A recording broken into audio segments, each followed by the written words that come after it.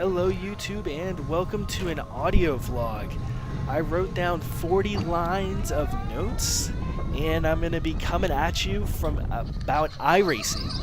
I convinced a couple of my friends to play iRacing, and my friend had a couple of races yesterday and they didn't go so well for him, and honestly I don't think he had a whole lot of fun, and I don't think he's very encouraged, and I could be wrong. I hope I'm not getting out of the line, but I saw a couple of races, and personally, I wouldn't be very encouraged after having those experiences. And I want to go over, iRacing, and let me just start by, my philosophy and intention of iRacing. My philosophy behind iRacing is to use it to train. It's not really a for fun game. I want to prepare my mindset for how I think out there on the track. I used it last year before coming onto the track this year, and I think it worked really, really well. And again, I want to use it this year to prepare for going back out there on the track. I think instead of straining your strength, you should train your mind. Really, you should do both. Doing one is better than nothing, but doing both is the best way. But I'm just going to train my mind this year. Anyways, I've got a nice list of things that I want to talk about. Let's dive into it. So the first thing you need to do when you start a race in iRacing is have an intention about your race. Now, an intention is sort of like what you want to achieve in your race. And this can vary from being as humble as I just want to survive with a few penalties and nothing more. And your most aggressive intention can be, I want to get into the highest strength of field race and win. Have that be the only race I run this week and then get the most points in the championship possible. Or really, it could be anything in between. Usually for me, my intention is to not lose iRating and to not lose my license points. And basically, if I win iRating and win license points, I won the race. That was a great result. So that's just how I play. And it doesn't really matter, though, what you want. Do you want to win? Do you want to just survive? I wouldn't go lower than just surviving. I mean, I would even go as high to say what you really should want is no penalties at all, at the very least. But the next thing about your intention isn't just what you want, it's how do you want to achieve this, okay? So, it's how are you trying to get where you want to get? Are you going to try to drive as fast as you can? Or are you going to take it easy? It's pretty much that simple. So the combination of these two things is something you need to keep in mind throughout your race, because conditions are going to change. Your level of emotion is going to change. Everything that you thought, your plans are going to change as the race progresses, right? So try to keep in mind what you originally wanted, but remember that plans can and do have to change. But at the same time, letting your emotions decide what your intentions should be in the middle of a race is not good. So do be careful about that. Just keep your intentions in check. That's all I'm getting at. So the next thing you need to do is prepare your mindset for the race. Get into the racing mindset. So remember that you're not just driving on a racetrack, okay? You are racing. You're out there now with other cars, and you're trying to prove yourself against these other cars. You're measuring yourself, you're measuring others against the clock, right? So the fact that you're doing this brings out not just your own emotions, but the emotions of all the other drivers, right? And this is something that compounds itself. It is definitely like an adrenaline-charged, high-tension environment when you're out there racing, for sure. So it's definitely something you have to be aware of. Just know that this is how it's going to be in the race. The stakes, they're low in the grand scheme of things, but in terms of video games, the stakes are pretty damn high, okay? You're putting a lot of time on the line, and yeah, I mean, you want to do well. You don't want to waste your time, so to speak. So now I'm going to get to a little more of the mechanics, alright? So the first thing is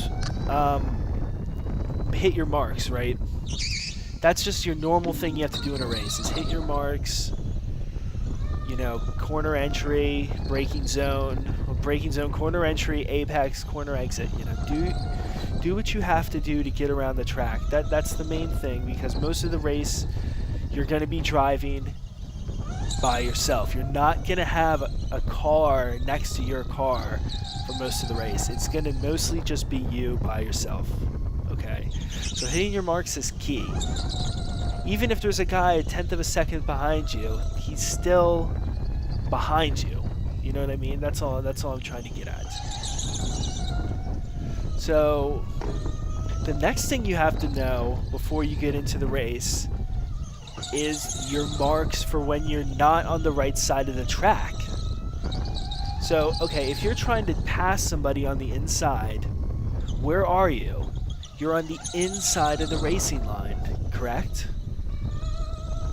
If you're trying to pass somebody, or if you're getting passed on the inside, and that pass doesn't go through, and now you're finding yourself side by side with another car going into a turn, now you find yourself on the outside of the track, right? So you need to be prepared to put your car off the racing line, okay? So you need to know it, and you need to know these things well enough, all these marks. So for 3 different sections of the track, right, you need to know racing line, where do I brake, where do I turn, where do I hit the apex, where do I exit, when you're on the racing line, when you're on the inside, and when you're on the outside. You need to know that for every corner if you want to really, really do well in the race. Okay, and you need to know these things well enough so that you can focus on the other cars while you're doing it. You basically need to get to the point where you can think about other things besides just your marks and still hit your marks. Now, I know that's crazy. This is what makes racing so hard, okay? That mental challenge of trying to focus on multiple things at the same time in such a high-stakes environment is what makes racing, okay? So remember to keep that in mind at all times. So moving on, I put this in big letters. It is your job to stay away from other cars on the track, okay? If a car, this is something I'm putting in here mostly because of the class of racing you're in. Now, when you start moving up in class, in license class, and get into the D and C and B license stuff, you'll find that people aren't going to do stupid things that often. But no matter what, it's your job to stay away from other cars on track, okay? This goes especially true in rookie, where people are going to do all kinds of crazy fucking nonsense. I can't emphasize that enough. It's kind of a fucking madhouse. People are really, really stupid. So I cannot emphasize this enough. They're going to do all kinds of shit. They're going to be all over the road, all right? They're going to be braking early. They're going to be braking late. They're going to be sliding. They're going to be flying off the course. They're going to be dive bombing. They're going to be getting up on people on the straights and hitting them from behind and pin maneuvering them. They're going to be doing all kinds of crazy shit. So it's your job to not only hit all your marks and do all this stuff, it is your job to stay away from other cars. Now, the rest of what I'm going to talk about is how to do this. Because it's, like I said, I'm not just going to say, hey, stay away from other cars. I'm going to give you some mechanics to help you do this, okay? So first off, when you're on the track dealing with other cars, your position in relationship to another car can be defined in two ways, okay? You're either safe or you're not safe. There's no middle ground here, okay? And what I mean is, are you safe to turn your car and put your car anywhere you want on the track? Or are you not safe to do this? Now what's the difference, right? How do you define what is safe or not safe? Basically, if a car is in any way next to your car, you are not safe to do whatever you want on the track. Okay? I can't emphasize this point enough. If another car has put his bumper in a line, his front bumper is in line with your rear bumper, and you guys are barely overlapping, and he's just barely behind you, you have to basically give him room now. Because if you don't give him room, you guys will collide. It doesn't matter if he had the right to do that. The fact of the matter is he did. He put his car up next to your car. You are not safe to put your car anywhere you want. You basically need to keep to your third of the track, and he needs to keep to his. That's the only way you two are going to get out of this shit together. Because you're going fast, right? You're not just pausing the game with you guys next to each other and looking at it and then figuring it out. You are going through this shit together. So if in any way another car puts its part of its car up next to yours, basically, this is a rookie thing. If another car puts its car up next to yours, you are not safe, okay? Now, I'm being really serious about this because in rookie, it's just so true. People are freaking stupid. They will take away your lines, and they will do all kinds of stupid crap that no one in their right mind would ever do. So really, really have this in your mind. If someone tries to pass you on the inside and they're dive bombing you, let them fucking dive bomb you. Let them pass you. Seriously, do it. If you don't do that and you act like it's going to be safe to drive normally, you're going to crash every time.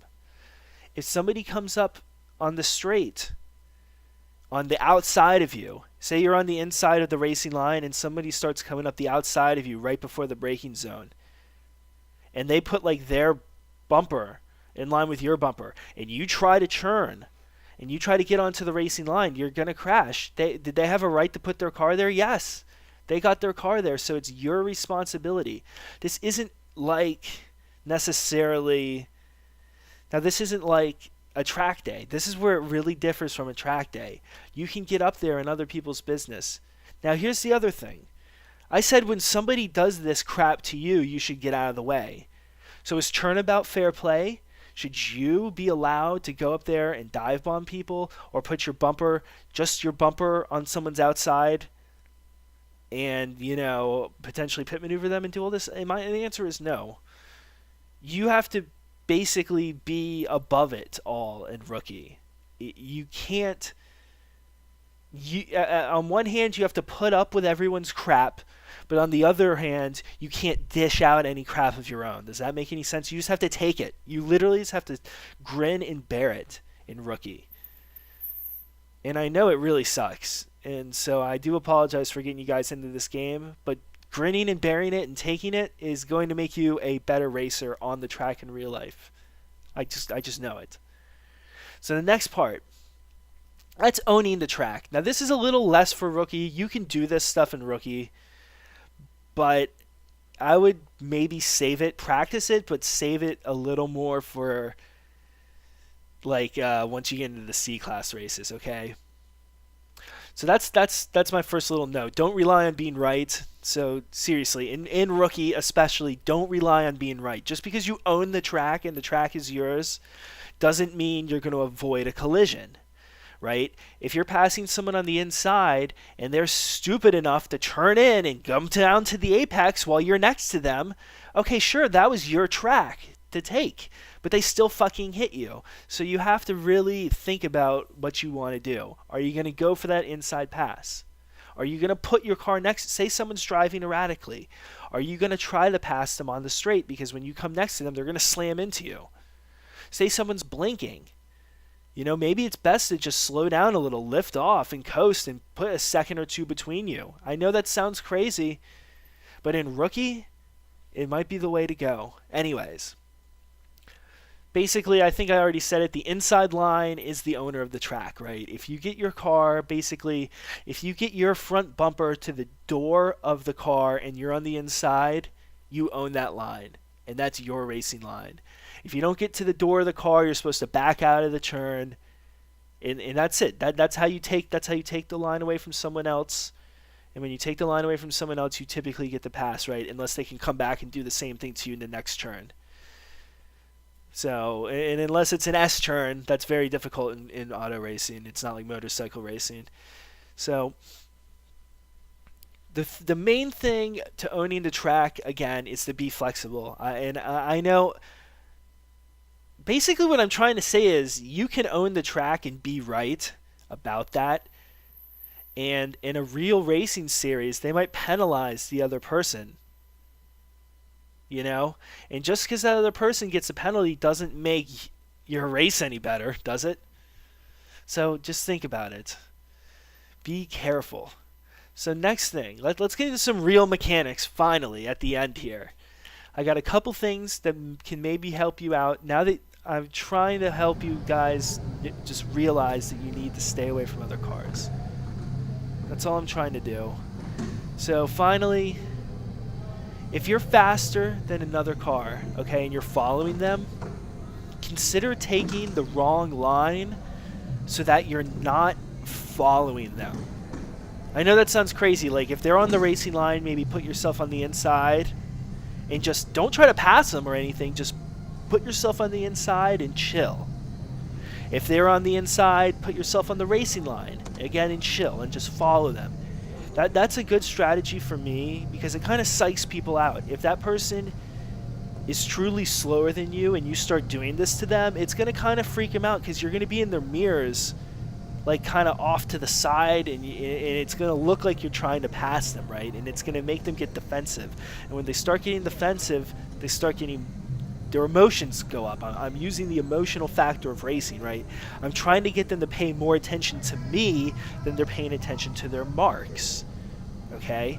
I'm trying to play on that. They pay too much attention to me, and then they're going to crash, and that's to my benefit, and I drive around them, okay? So that's one strategy that I really, really like. Now, the strategy that real professional racing drivers use on each other, okay, is to use rhythm to get a better run into a passing zone. Typically the best passing zone on the track, as many tracks have one or two, and that's it. Again, this is car racing. This is not motorcycle racing. So doing outside passes is no good. Okay? So just what I mean by using a rhythm is trying to get like a slingshot effect, so to speak, so that you are exiting the corner onto the passing zone faster than the car in front, and you're close enough to pull up alongside of them right as you're exiting that corner. I wish I could make the description with my hands, but anyways, you want to get that slingshot effect onto the passing zone. Any other driving you do is no good. Seriously, in iRacing, I can't emphasize this enough. Don't just try to pass anywhere.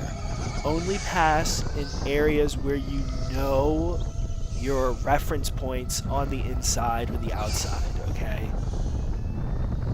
So if you don't know where to brake for an inside pass, you really shouldn't be doing it, because you're going to stuff it up and you're not going to stay right up there on the inside. You might come wide, and if you go wide, you're going to slam right into that car trying to give you space, okay?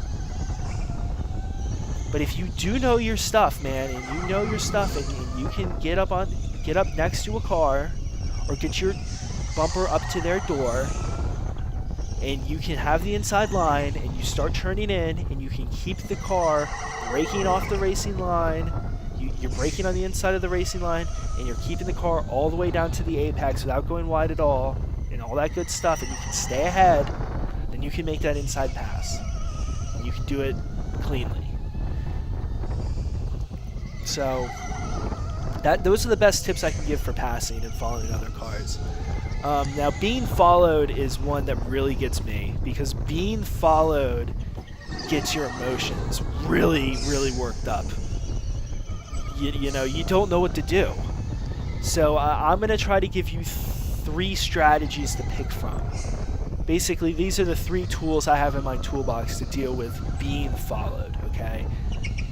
The first strategy I'm going to give is what I call the middle of the road strategy, okay? It's not perfect, and it's not terrible, but it works for me because it's easy to remember, it's easy to do. All you do is nothing. When that guy starts coming up on you, just drive like normal. Take your lines the way you normally take them, and just do everything like normal, and almost ignore the fact that they're there, except that you're always watching them, okay? This is where the middle of the road strat gets a little hard. You need to watch the guy behind you, because they might try to inside pass you, alright?